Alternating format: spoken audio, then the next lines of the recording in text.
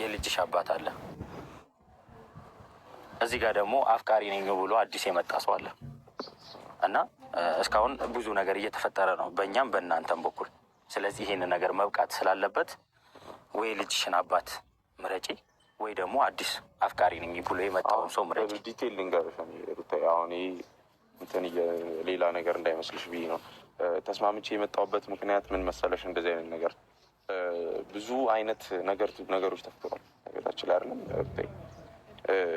እኔ ደግሞ ሰለች የራሴን ህይወት ልምራ ወይስ ከእነሱ ጋር እድሜ ልኬን እንትን እያሉ ልኖር? ይህ ከባድ ችግር ነው ለእኔ ማለት።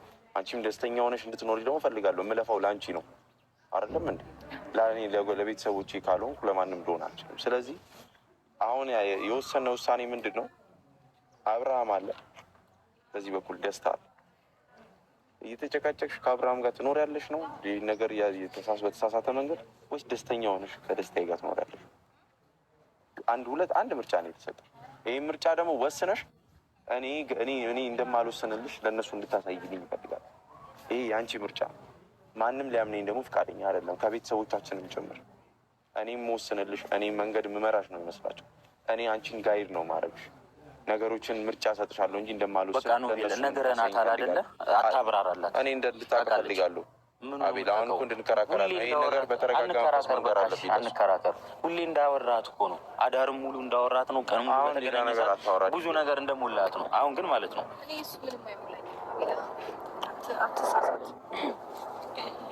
የልጅ አባት ነው። አዎ ጥሩ ጊዜና መልካም ጊዜያቶችን ደስ የሚሉ ጊዜያቶችን አሳልፈናል። እንደዛውም መጥፎና የሚያስጠሉ ጊዜያቶችንም አሳልፈናል። ከጥሩ እና ከመልካሙ ጊዜ ግን በጣም መጥፎና የሚያስጠላው ጊዜ በጣም ገነነብኝ በዚህ ሰዓት። ስለዚህ ይህንን መጥፎ ነገር ደግሞ ሁልጊዜ ወደ ህይወቴ አክሰፕት እያደረኩኝ መኖርን ስለማልፈልግ እሱም መርጬ ከእርሱ ጋር ነው ያለሁት በዚህ ሰዓት። ሲጀመር አሁን በምርጫ ውስጥ ምናምን የምንገባባበት ታይም አይደለንም እኮ።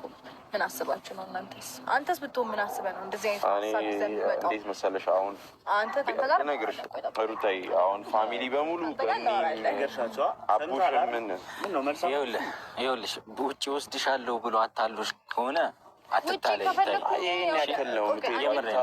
ማለት ፊቱም ራሱ የውጭ አይነት ምንም ስታይል የለውም። ዝም ብሎ የመጣን አይነት ሰው እንደሆነ ያስታውቃል። አንዴ ታዳምጠኝ እንችላለን።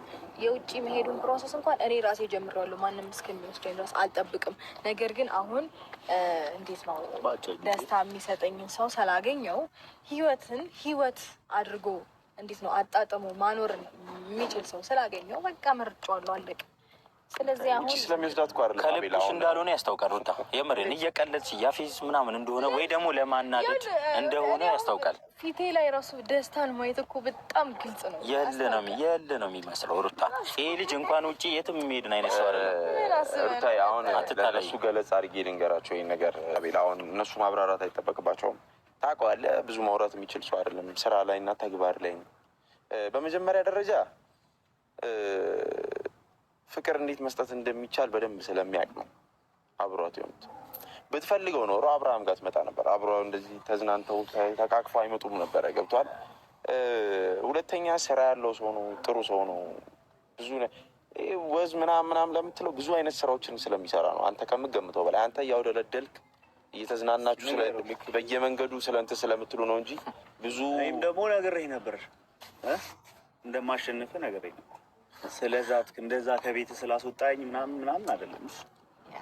በፍቅር እንደማሸነፍህ ነግሬህ ነበር።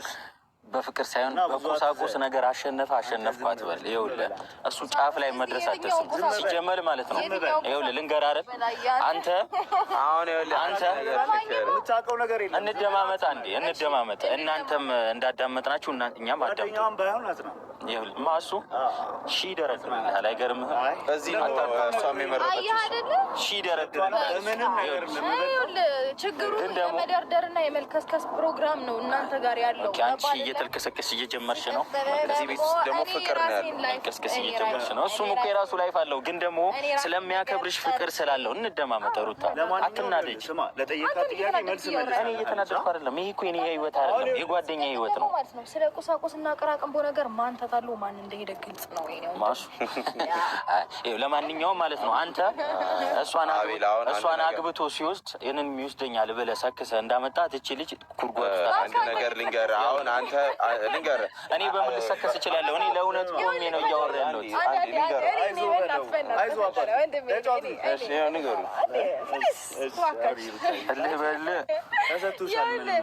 ከዚህ በፊት ማለት ነው በጣም ውጭ ሀገር የመሄድ ጉጉት ነበረው እና መሄድ ፈልጎ የሆነ ጊዜ ካንስል ሆኖበታል።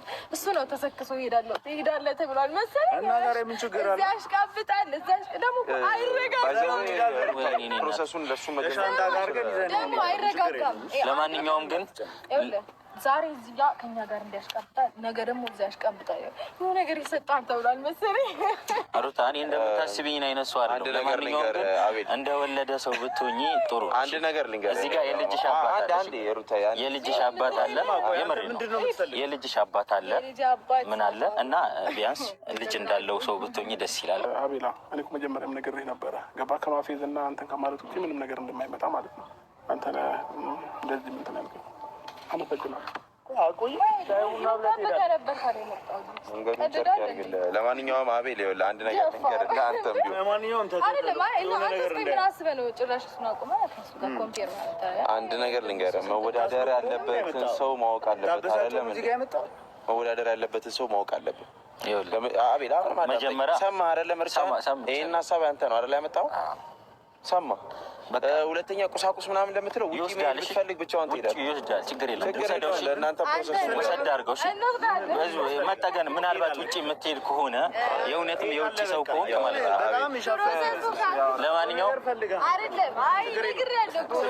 ለማንኛውም ይመቻችሁ፣ ይወስዳል፣ አባት ይወስዳል።